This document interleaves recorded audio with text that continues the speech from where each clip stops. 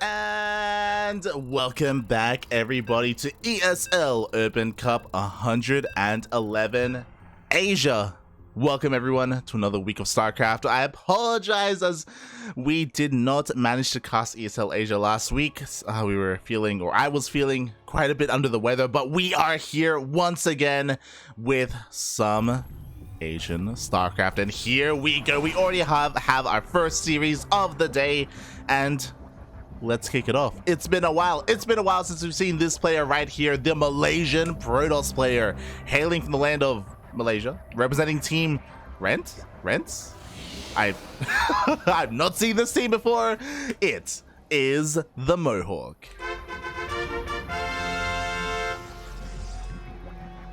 And spawning in the bottom right-hand corner of Berlingrad ALE, we have the CranKy. Oh my god. We have the CranKy Duckling himself looking to speed run this tournament. He's also going to be joining me later on for the cast. It's the Australian Zerg. It is Oreo. Going for a 12 pool. Let's go. Oh my god. He's not just going for the 12 pool, he's also going for a proxy hatchery as he is sending his drone across the map. Ideally, the drone is either you just block the natural or you block the wall. The Lings come in, they flood in, they kill everything. And I'm a little bit worried for the TheMoeHawk. I'm happy to see him again. It's been maybe a year since we've casted him, Yaku and I. He's an amateur player from Malaysia. He's also a content creator. He's a streamer. I believe he streams quite a bit on Facebook, not so much on Twitch. Southeast Asia is really big on Facebook. A lot of like Filipino, Vietnamese, Malaysian streams go on there. So I wish him the best. I imagine he's streaming his POV. The boys are being pulled. The hatchery is here. He does fully wall off. Love the move, by the way, because the Lings are on the way, and he gets a full surround. Forces a cancel, and again, there is no way out. But the Lings are here. We need a chrono. We need a chrono on the Zealot. Oh, the drone does get picked up. The Lings are here. There is no chrono on the Zealot. Without the chrono, the Zealot will not finish in time, and the Cybercore is going to get picked up. We need a probe. We need a probe to wall up. Papi! TheMoeHawk! Por favor! Papi, please! You need to wall up! The Lings get in, no cancel. The Zealot is not here in time. It's gonna get fully surrounded. The pylon's gonna go down, and that is going to be game. The boys are being pulled, which is great, but if this pylon dies, like, that's it. That's all the production. There's no Cybercore, there's no Stargate, there's nothing. There are only 2 gateways here, and feels bad, man. Lings trade beautifully against these pros. Behind this, Oreo is getting out of the base. He's working his queens, finally taking his gas, so he's getting ready to transition if these Lings don't end the game, but they have. It looks like eventually the Lings will get cleaned up, and the TheMoeHawk can go back to mining, but again, feels bad, man. Like, I love the response. Like, he was able to deny the hatchery. He was able to wall off in time as well. The chrono was a little bit, you know, hit and miss. But he just, all he needed was to keep a probe here on the low ground and just wall off behind the Cybercore. Just keep walling off, keep buying time, get a Zealot out, get a Cybercore. It's unfortunate that you opened up with double gateway, which means that he wouldn't have an Adept out. Ideally, throw down a forge. You throw down a forge, you get some cannons up and running once you realize what's going on. But it looks like the TheMoeHawk isn't too familiar with this build specifically, especially on Berlingrad. And the TheMoeHawk, you gotta learn the hard way sometimes. You gotta learn the hard way. Again, ideally, like, once you realize what's going on, like, the wall off was great. Throw down a forge. Once the forge finishes, and once you continue to wall off, then you can throw down some cannons, then you can defend, and then from there you can, you know, transition into a Stargate, right? If your Cybercore gets up and running, you know, you can stay on 2 bases from there. But alas, alas, it is not meant to be. Feels bad, man. Behind this, more Lings are on the way. Do we have Link speed? I don't believe. No, we do not have Link speed. It is still in production, but we don't need it. We don't have any. We have gas. We have 1 gas, guys. Feels bad, man. Feels bad. This Oreo is just gonna slowly close this one out. Ay. The TheMoeHawk actually snuck. Is he gonna? Oh my god! Is he really gonna throw down a Nexus? Mate, And he doesn't have the minerals for it anyway. Oh god. Hatchery next to the main feels bad, man. Maybe the MoeHawk was planning to throw down a proxy pylon and some proxy gateways. But Lynx come in, they kill every single worker. Again, there is still one worker out on the map. GG. Ay, ay, ay. And Oreo takes game number 1.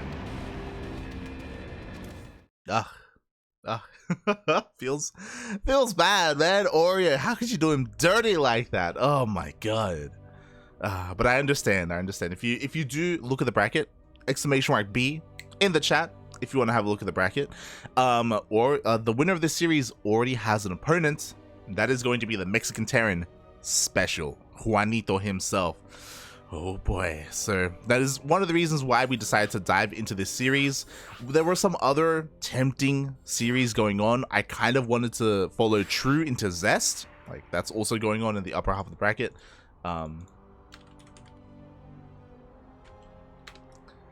That's also going on towards the north. There's also Quantel versus Nightmare, which is a pretty juicy PvP in the upper half of the bracket. What else is going on? I think those are the big ones. Chance versus Classic, another good PvP. Armani has to wait a while before he has a good opponent. Armani versus Gumiho in the quarterfinals. Oh, that's good. that's spicy. I hope we get to dive into that at some point as well. We are missing some players. When it comes to the Terran representatives, it is Gumiho and Special. They're the big dogs here in the bracket. When it comes to Zerg, it's Armani, basically. Like, True is still on the up and up.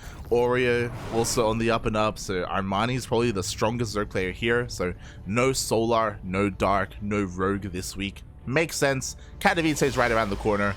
But some of these players here, they're here to compete. They're not in Katowice. They want some of that other ESL money. And spawning in the bottom right hand corner of Curious Minds LE, we have the Malaysian Protoss player representing himself and his clan. It is TheMoeHawk. And spawning in the top left-hand corner of Curious Minds LE, we have the Australian Zerg player representing one of the best teams out there, the CranKy Ducklings. It is Oreo. Once again, going for a 12 pool and going for Le Proxy Hatch. Now, what I do wonder is, one, this is going to be a little bit easier to defend for the MoeHawk. On Curious Minds, you have a ramp going up into the main base, and you also have a little bit of a longer rush. Yo, we have a forge being thrown down.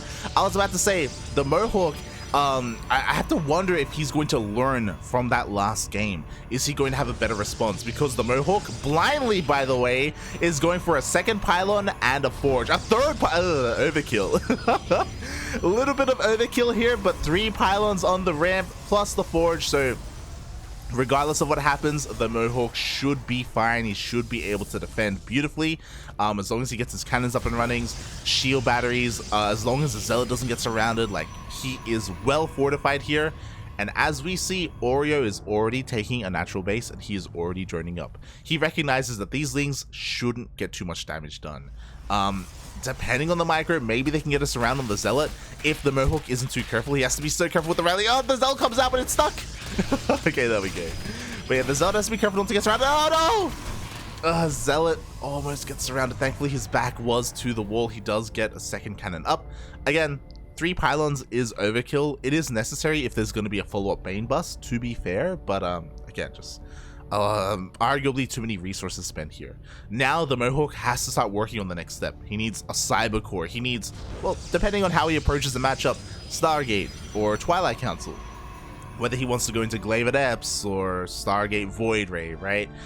What's important though is that the MoeHawk is able to play a game. Like, he doesn't die in the first 5 minutes. In the first 3 minutes, he is able to get a natural up and running, and he'll be able to show us what he's made of, what he has in store for us specifically in this matchup.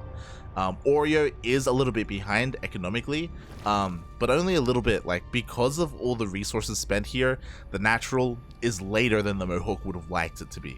Like, because of the extra minerals spent here on the wall. So at the same time, it does feel pretty even when it comes to the economic situation, and Oreo immediately takes a third base. Oh. Also, judging by the wall, I'm sure Oreo is feeling pretty good about the fact that the Cybercore is delayed, so he doesn't have to worry anytime soon about a Void Ray or an Oracle coming out across the map. So he is free to drone up, take bases, and not really worry about spores at the moment. Like, he can be as greedy as he wants. TheMoeHawk is the one who needs to try and put some pressure on. There finally is that Cybercore. Again, very late, but it is there. And, you know, we'll see if he wants to go for that, like, Sky Harass, if he wants to go for, I don't know, Disruptor drops, Archon drops, David Epps, Blink Stalkers, charge all in with Immortals. Like, you know, there's a lot that Protoss can do here, if they so choose. Oh my god, he even got a cannon. Like, he even got an extra cannon and pylon in his main base. Like, it's so many resources were spent here, overly so, and it just delayed everything else by so much. By the time a Void Ray gets across the map, like, Oreo, because we're on Curious Minds, I imagine he's going to be working on a Queen push.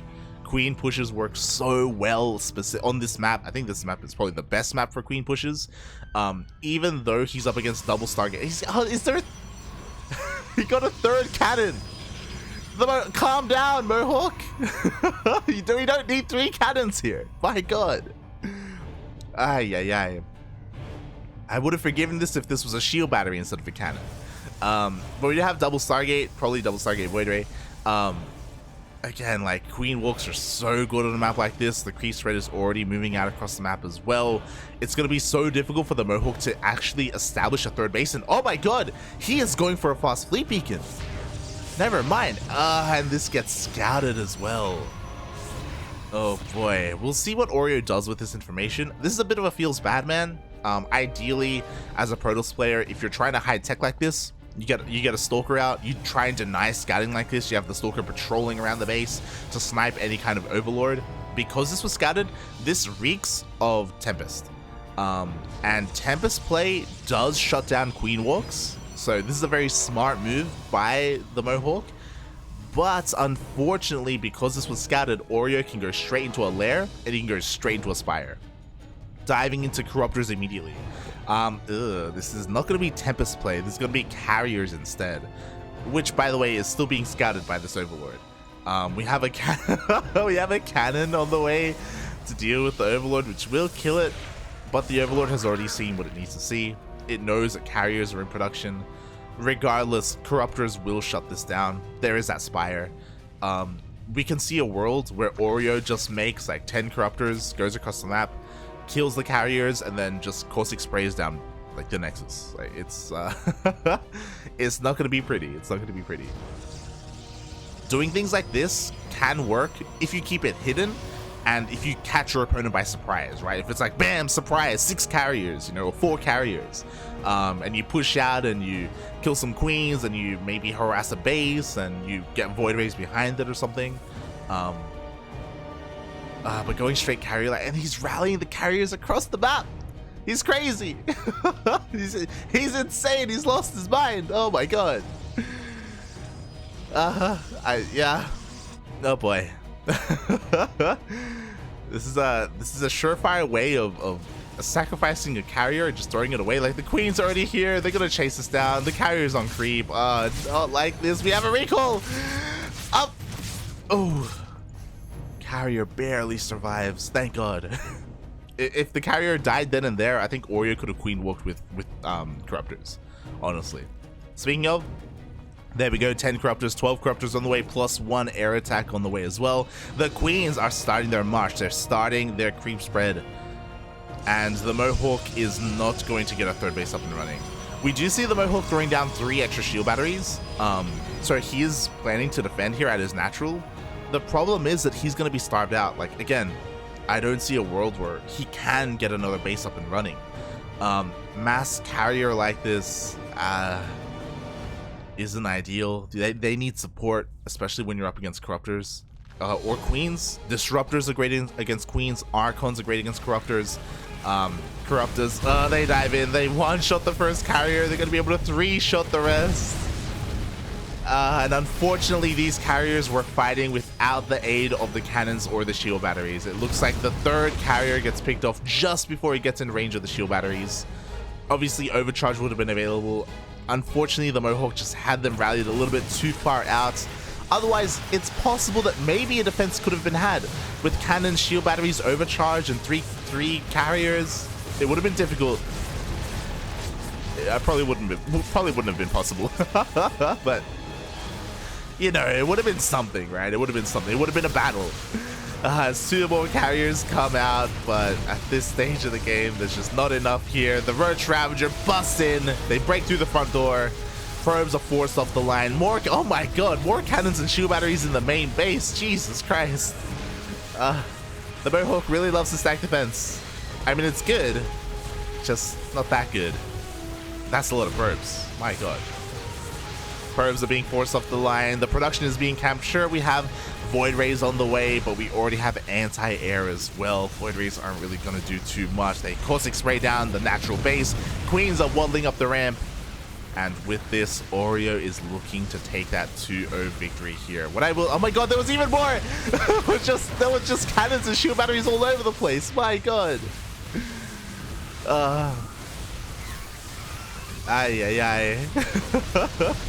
What I will say is that at least the TheMoeHawk was able to get his natural base up and running this game, and he didn't fall to the 12 pool. It was a blind counter, and if Oreo wasn't going for a 12 pool, then the TheMoeHawk would have been in a really bad place. But like, he read the situation very, very well, and he was able to blind counter it.